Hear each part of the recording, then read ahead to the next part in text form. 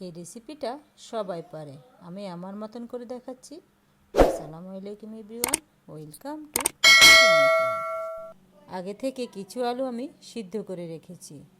এখন একটা চামচ দিয়ে আমি এই গরম আলুগুলোকে একটু ম্যাশ করে নেব।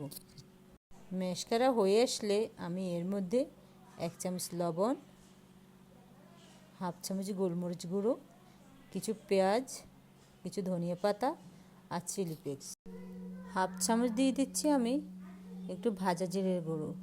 আর এগুলোকে আমি হাত দিয়ে একটু মেখে নেব। এখানে আমি 3টা ডিম আগে থেকে সিদ্ধ করে নিয়েছি। এখন এই ডিমটা এই আলুটার ভিতরে ঢুকিয়ে আমি ডিমের চপ বানাবো। আলতো হাতে আস্তে আস্তে করে ফোল্ড করে নেবেন, নয়তোবা এটা ফেটে যাওয়ার সম্ভাবনা আছে। এবার কিছু ব্রেড গাম নেব। ব্রেড গামের মধ্যে আমি এই ডিমের চপটাকে ঘুরিয়ে ঘুরিয়ে লাগিয়ে নেব। এবার এই তেলের মধ্যে আমি এই ডিমের চপগুলোকে আস্তে আস্তে ভেজে নেব। ভয়ের কোনো কারণ নেই, ছুটবে না, তবে এটাকে আস্তে আস্তে করে ভাজতে হবে, তাহলে ঠিক এই উপর পেটটা মচমচে হয়ে যাবে। দেখেছেন আমার এই উপর পেটটা পুরোটাই মচমচে হয়ে গেছে, বোঝাই যাচ্ছে না। এবার আমি নামিয়ে ফেলব।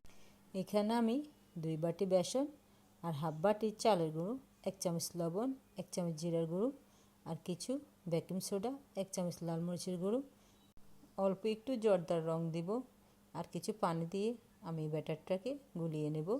আমার এখানে পানি আরেকটু লাগবে, তাই আবারও পানি দিয়ে দিলাম। এমনভাবে আপনার ব্যাটারটা করতে হবে যাতে বেশি পাতলাও না হয় আবার ঘনও না হয়। আমি আবারও একটু পানি দিয়ে আবারও এই ব্যাটারটাকে গুলিয়ে নিচ্ছি। আমার মনে হচ্ছে আমার ব্যাটারটা বেশি ঘন হয়ে গেছে, তাই গুলিয়ে নিলাম। আর দেখুন, এগুলোকে আমি এক সাইডে রেখে দেব।